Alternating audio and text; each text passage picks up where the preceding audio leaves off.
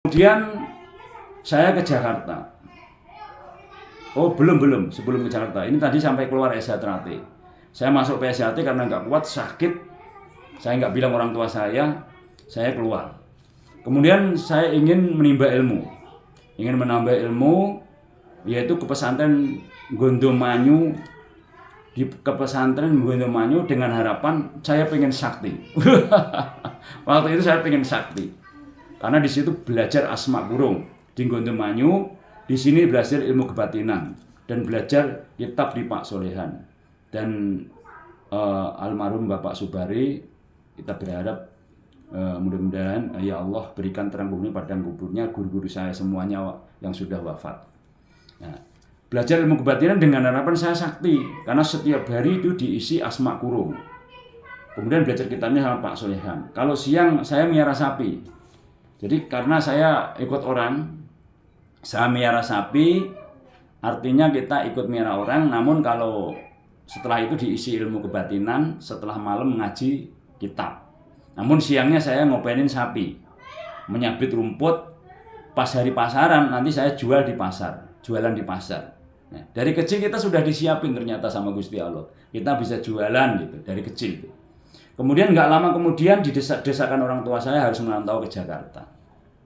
Karena desakan orang tua, kalau kamu ikut orang nggak maju-maju, tapi kalau kamu ke Jakarta nanti kamu bisa maju, kata orang tua saya.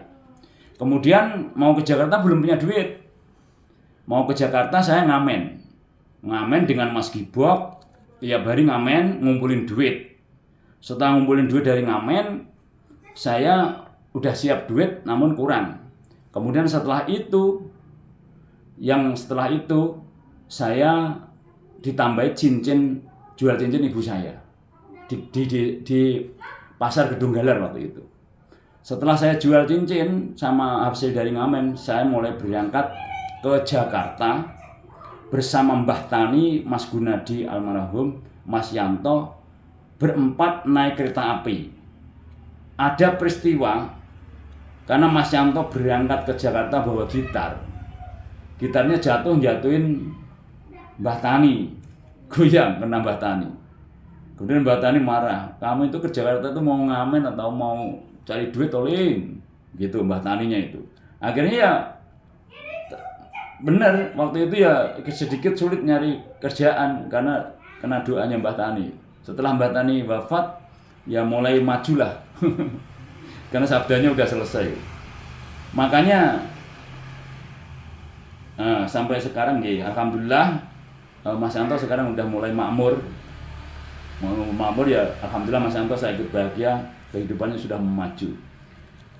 Kemudian sampai Jakarta ikut Le Ati, kemudian ikut Le Warno, kemudian ikut Mas Priyono sama Mas Joko pindah ke Tangerang, ikut Mas Saki istrinya Mbak Ici.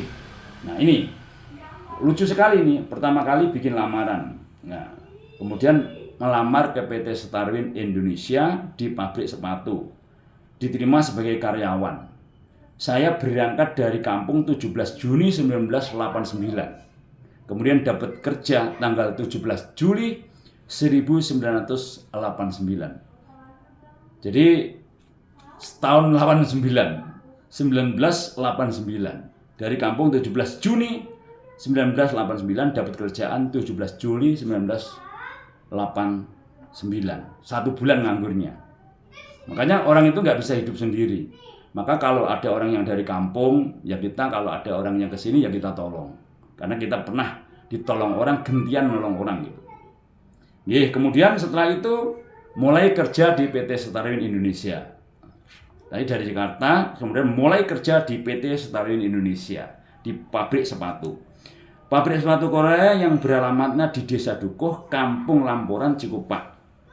Karena prestasi kerjanya sering target, saya sering target. Saya kerja sungguh-sungguh, karena pernah nganggur sebulan. Dengan kerja sungguh-sungguh, saya diangkat menjadi tukang checking, tukang ngecek. Kemudian karena saya itu pengen dapat duit, gajinya gede, saya di shift malam. Kemudian saya minta shift malam sebulan, saya nggak mau shift siang. Bos, saya minta shift malam terus aja lah, biar gaji saya tambahan. Ternyata itu disiapin Gusti Allah setelah shift malam terus sebulan. Nah setelah saya shift malam sebulan, di bagian bordir ada yang minta orang yang kuat shift malam. Jadi Allah itu udah siapkan. Nah, kemudian dicarilah orang yang kuat shift malam. Siapa yang kuat shift malam yang bisa jaga bagian bordir? Jadi udah disiapkan, dari mudanya itu udah disiapkan, dari kecilnya bukan mudanya, dari bujangannya. Kemudian Mr. Park, namanya Mr. Park nyari laki-laki yang kuat shift malam. Kemudian saya dicari, setelah ketemu, kemudian dicari Mr. Park atas restu Mr. Sim. Mr. Sim waktu itu pernah pesan ke saya, ya Agus, nama saya Narno, tapi udah dipanggil Agus. Kamunya pentingnya pengalamannya ya, pentingnya pengalamannya pentingnya gitu. Bolak-balik ngomongnya. Kemudian saya pindah di bagian bordir. Pas ditanya yang dibaca MTSN. Jadi yang ditanya itu dibaca MTSN, sekolah saya MTSN. Pas orang Korea itu kalau membaca, ini dibalik. Bukan gadis cantik, tapi cantik gadis, beautiful girl gitu. Wah, ini kamunya STM ya? Iya, saya STM gitu. Padahal MTS, tapi bacanya dari belakang STM. Jadi sekolah saya MTSN itu bisa jadi lantaran saya menjadi seorang desainer di bagian teknis mesin. MTS jadi STM, itu kuasa Allah.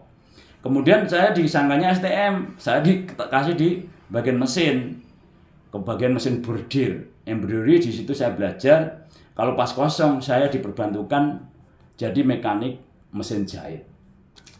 Karena tekun dan ulet, saya itu tekun dan ulet orangnya. Kemudian saya naik jabatan jadi ketua regu.